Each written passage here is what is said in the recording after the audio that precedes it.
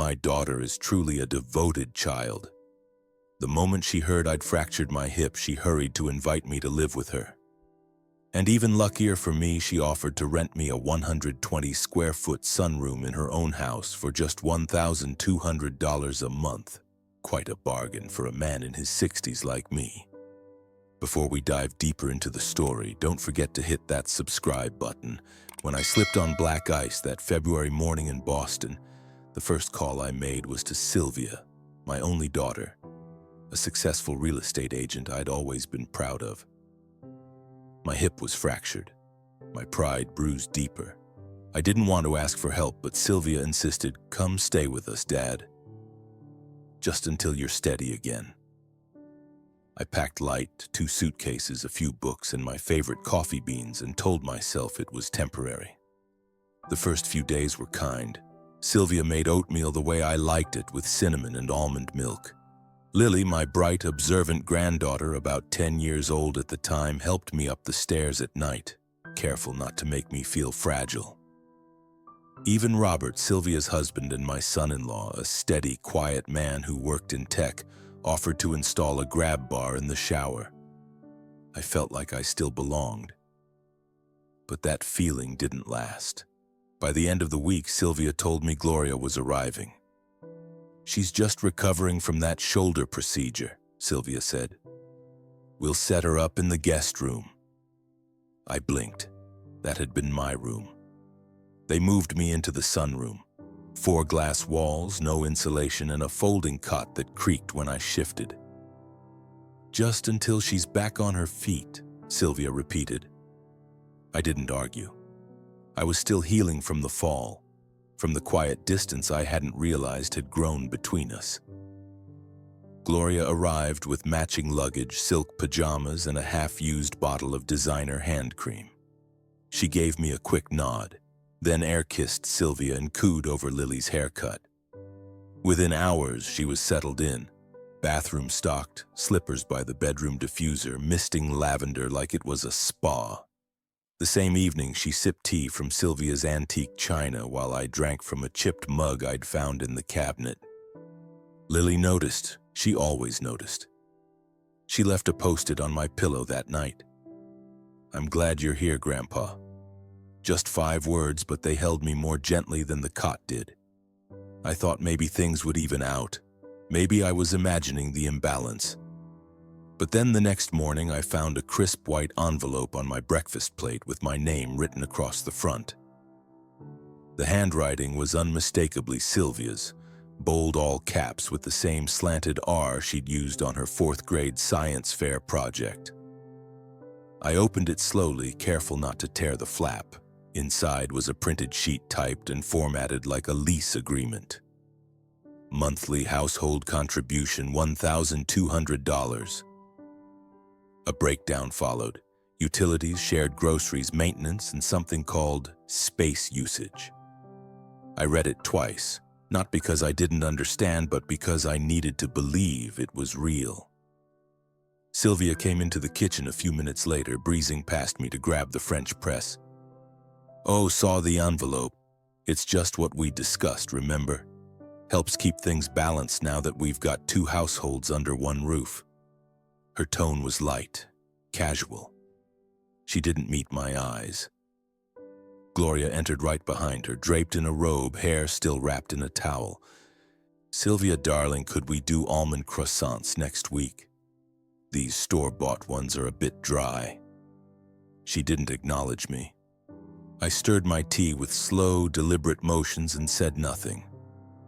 I didn't remind Sylvia that I'd brought my own groceries last week. I didn't mention that I'd folded every piece of laundry the night before while Gloria scrolled on her tablet. I didn't argue about the thermostat I wasn't allowed to touch. I simply returned to my sunroom and opened the small lockbox under my cot. I counted the cash I'd withdrawn the month before just in case. I took out 12 crisp hundreds and tucked them into a plain white envelope. No note, no label. I left it on the counter.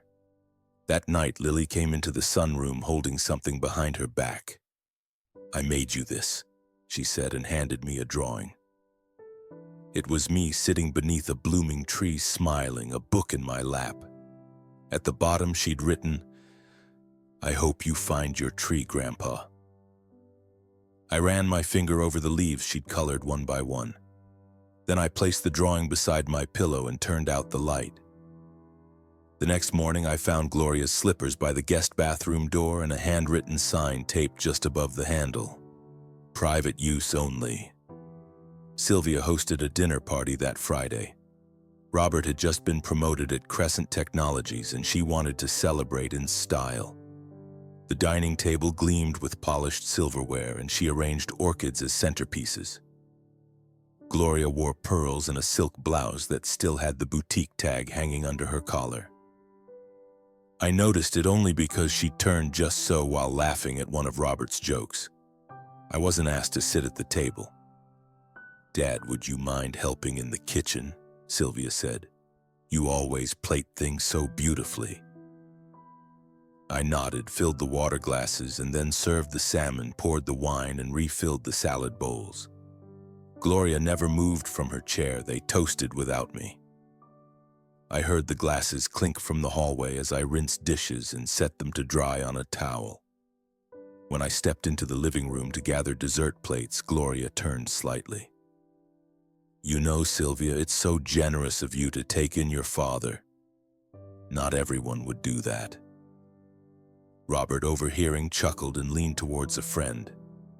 "He has to pay extra each month to stay with us, you know. Keeps him busy, I suppose." Sylvia smiled politely but said nothing to me. I returned to the kitchen and finished washing the last pan. The champagne bottle was nearly empty when I brought out the dessert tray. Sylvia kissed Gloria on the cheek and whispered something that made them both laugh. I stood back, hands still damp, watching from the corner.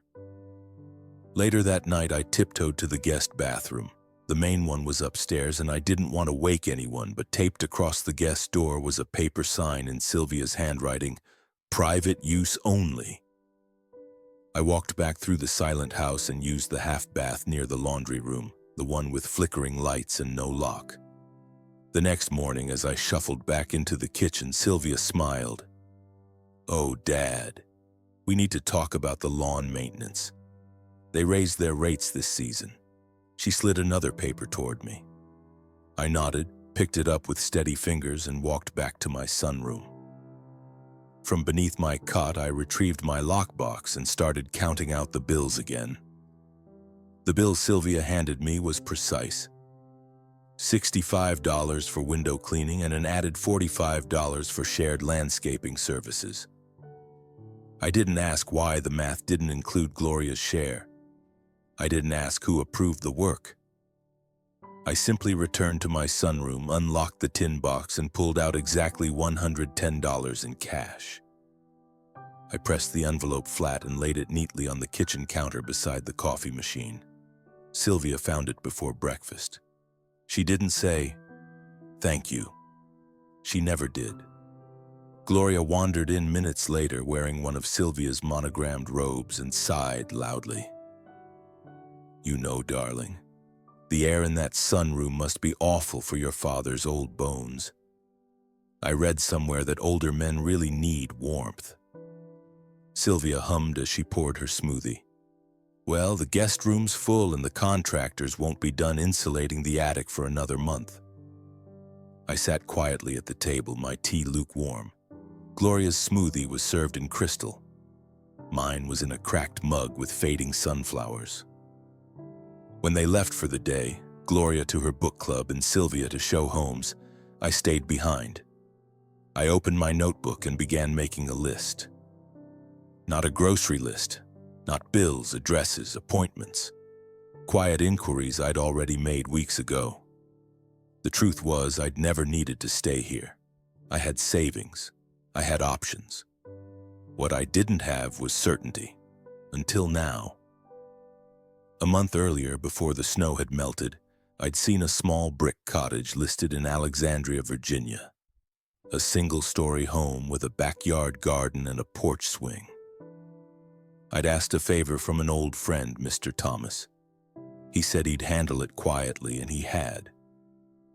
The deposit was already paid. Closing was scheduled for next week in full. No mortgage, no strings. That evening, while Lily sketched in her notebook across from me, she asked softly, "Grandpa, why are you smiling?" I didn't answer.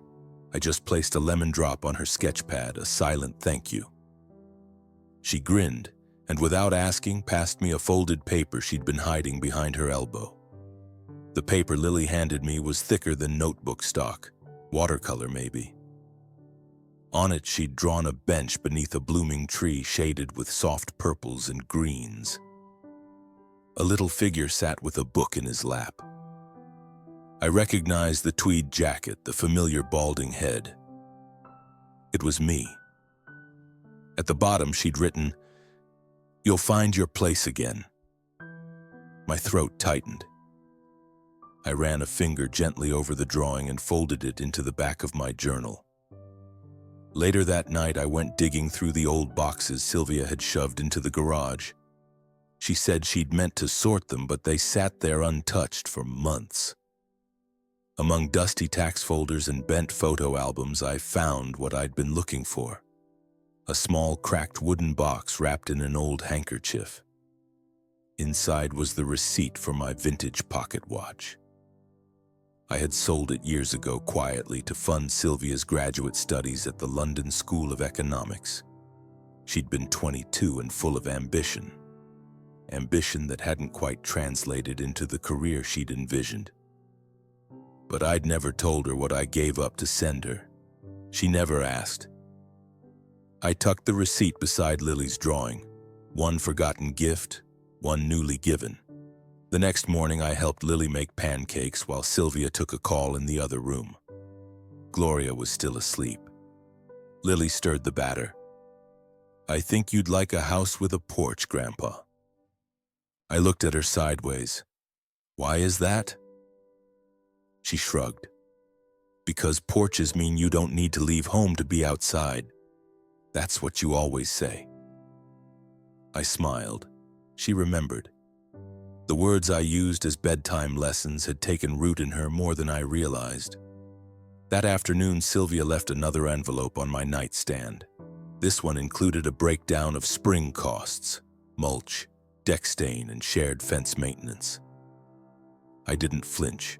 I added the total and returned the payment by dinner time, just as Lily handed me another surprise, a painted tile with the same blooming tree. Only now there were two figures on the bench, one larger, one smaller, both smiling beneath a lavender sky. Sunday brunch was Sylvia's favorite performance. She plated fruit like she was arranging a magazine cover and sprinkled microgreens on scrambled eggs. Gloria arrived at the table wearing coral lipstick and pearls, even though she never left the house on Sundays. Robert offered mimosas. Lily poured juice, and I, as usual, served coffee. Sylvia laughed easily, spinning a story about her newest client, a very picky couple from Scarsdale. Gloria chimed in, adding her own advice, uninvited and misinformed, but Sylvia nodded like it was gospel. I sat quietly, buttering toast no one would eat. Then Sylvia lifted her glass. "Let's raise a toast to Dad, who always pays his rent on time." She grinned like it was a joke. Laughter erupted. Even Robert chuckled, looking at me with a smirk. Gloria sipped her mimosa with a knowing smirk. "It's good to see him pulling his weight," Gloria added, not looking at me directly. "Some older folks just expect to be taken care of." I let them laugh. Then I set down my knife, folded my hands in my lap, and asked evenly, "So how much does Gloria pay each month?" The air shifted. Forks paused mid-air. Lily stared down at her plate. Robert coughed and reached for the napkins. Sylvia blinked twice. Gloria's glass froze just below her mouth. Sylvia recovered first. "Well, it's different. She's a guest. Not permanent, you know." I smiled and nodded slowly. "Of course." No one spoke for the next minute. The clink of silverware never resumed. Gloria mumbled something about needing her vitamins and left the table. Sylvia stared at her eggs like they might save her. I excused myself and returned to the sunroom. Lily followed a few minutes later with a fresh cup of tea and didn't say anything. She just sat beside me, legs crossed, sketchbook in her lap. That night, Sylvia didn't mention the rent, but she did knock once awkwardly and say, "Let me know if you need anything." Her voice lacked its usual confidence. I thanked her, then turned back to my book. I read the same paragraph 3 times before closing it. The silence had finally become mine again. The next morning, I left early to meet Mr. Thomas downtown. I brought the documents he'd requested and a small folder of papers I'd been saving for years. The office was quiet, just the way I liked it. Mr. Thomas greeted me with that same firm handshake he'd given me every tax season for the last 2 decades. He didn't ask questions he didn't need answers to. That was what I appreciated about him most. I handed him the manila folder I'd been keeping tucked inside my briefcase for months. Inside were savings account statements, a cashier's check, and the preliminary contract for the Alexandria cottage. He reviewed everything without comment, nodding once or twice. "The deed will be ready to sign by Friday," he said. "No mortgage, no liens, clean title." I nodded. "And the trust? It's all set?" "Yes, Mr. Carter. Property transfers into Lily's name on her 25th birthday. You retain life tenancy." I exhaled a long, slow breath. I hadn't realized I'd been holding it since the day Sylvia first handed me that rent envelope. "Good," I said. I didn't need a confrontation. I didn't need a grand speech. I only needed a door that locked from the inside and a window that opened to birdsong.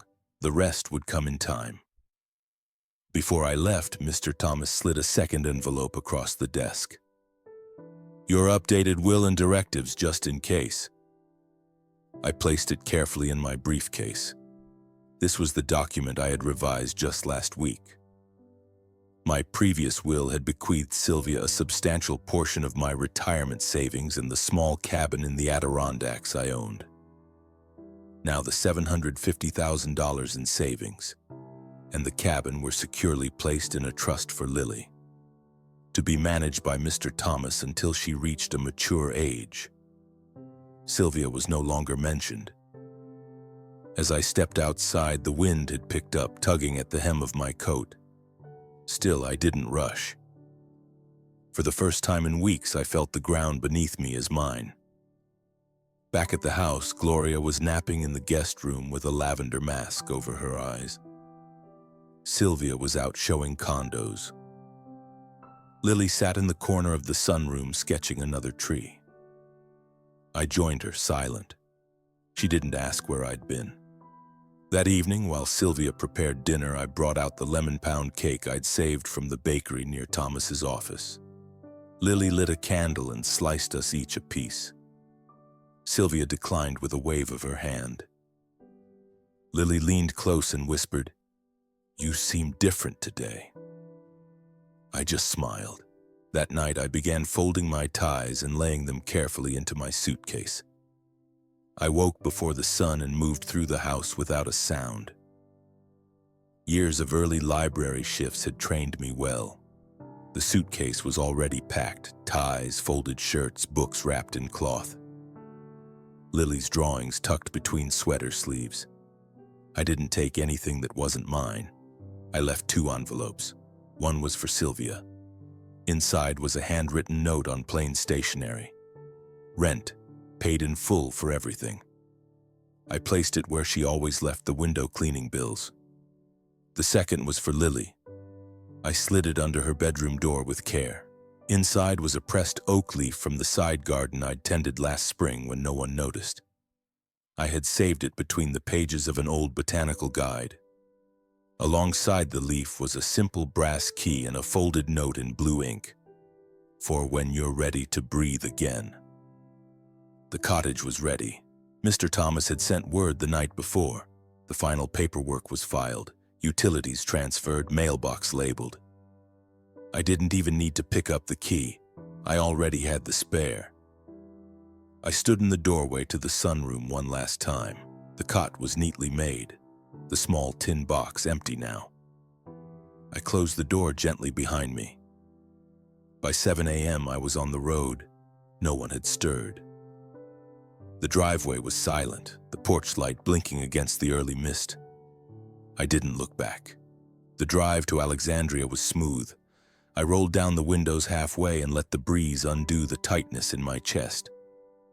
When I arrived, the house stood waiting, small, brick, sturdy. There was a porch swing just as I remembered, and wild mint still growing beneath the mailbox. I unpacked slowly. There was no rush anymore. By noon, I'd arranged the books on the shelf and placed Lily's tile on the windowsill. I brewed a pot of tea, the kind I used to hide in my briefcase. The phone rang just before 1. Sylvia's name lit up the screen. I let it go to voicemail, then set the phone down and stepped outside to hang the wind chimes. Sylvia arrived on the third afternoon unannounced. I saw her car pull into the gravel drive, tires crunching as she hesitated before turning off the engine. She sat inside for a moment, hands on the steering wheel, staring at the house like it had grown out of nowhere. I met her at the porch. She looked smaller than I remembered, tired, less certain. Her lipstick was slightly smudged, and the heels she wore didn't quite suit the uneven stones. "I didn't know you were buying," she said softly. I nodded and held the door open. I didn't think I needed to explain. She stepped inside, looking around the living room.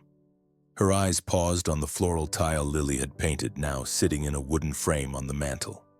She reached out to touch it, but stopped short. "This place is nice," she said. "Peaceful." "It is." We stood in silence for a long moment. Then she glanced at me. "Why didn't you say anything?" I poured 2 cups of tea and carried them to the table by the window. "Because there's nothing left to explain, Sylvia. You made your expectations clear." She sat slowly. "I didn't mean for it to feel like that. I thought we were managing it the best way we could." I looked out the window, watching a sparrow pick at the birdseed I'd scattered. "You charged me rent, Sylvia. You gave me invoices, and you let someone else live freely in the room I needed to heal. And remember, I contributed 30% of the value of your house when you bought it." Sylvia wrapped both hands around her cup, silent. "She's still there," she finally said. "Still complaining about everything. It seems like she's never truly satisfied." I gave a small smile. "Then not much has changed." She looked at me like she wanted to say more but didn't know how. Eventually, she stood, smoothing her coat. "Lily's been asking to visit, would that be okay?" "Always," I said. "This place is as much hers as it is mine." Sylvia nodded. As she left, the wind picked up, rustling the wind chimes. I sat back down, turned on the lamp, and opened Lily's latest letter. Lily came the next weekend, her backpack stuffed with sketch pads and her sneakers still wet from the morning dew. She ran straight into the kitchen like she'd always lived there, dropping her things beside the table and pulling me into a tight hug that lasted longer than usual. We spent most of the day on the porch sipping iced tea and watching birds dart through the trees. She sketched the garden while I pruned the lavender. She told me Gloria had started taking Sylvia's car without asking, and that Sylvia now spent more time in her office than in the living room. "She doesn't laugh as much," Lily said. "She misses you, I think." I didn't reply, not with words at least. I handed her the small tin box that once held my rent money. Inside now were seeds, lilac, basil, a single sunflower. I told her they were hers to plant wherever she wanted. Later that evening, she stood beneath the oak tree at the edge of the yard, the one with the curved branch like a reaching arm. "This is your tree, isn't it?" she asked. I nodded. "It's where you belong." She smiled and slipped the brass key from her pocket, the one I'd given her with the oak leaf. "I keep it with me just in case." I wrapped my arm around her shoulder, and for a while we didn't say anything. The wind stirred the chimes overhead. Somewhere in the distance, a dog barked and the sun dropped behind the hills. Sylvia didn't call that weekend. I wasn't surprised. When Lily left the next morning, she waved from the driveway and promised to bring paints next time. I stood on the porch long after she disappeared down the road. Inside, I brewed tea and placed Lily's latest drawing on the windowsill. It was a sketch of the two of us under the blooming tree this time, with roots curling beneath the soil, strong and deep. I still live here just as before. If you like this story, please like this video, subscribe to the channel, and share your impressions of this story in the comments. To listen to the next story, click on the box on the left. Thank you for watching.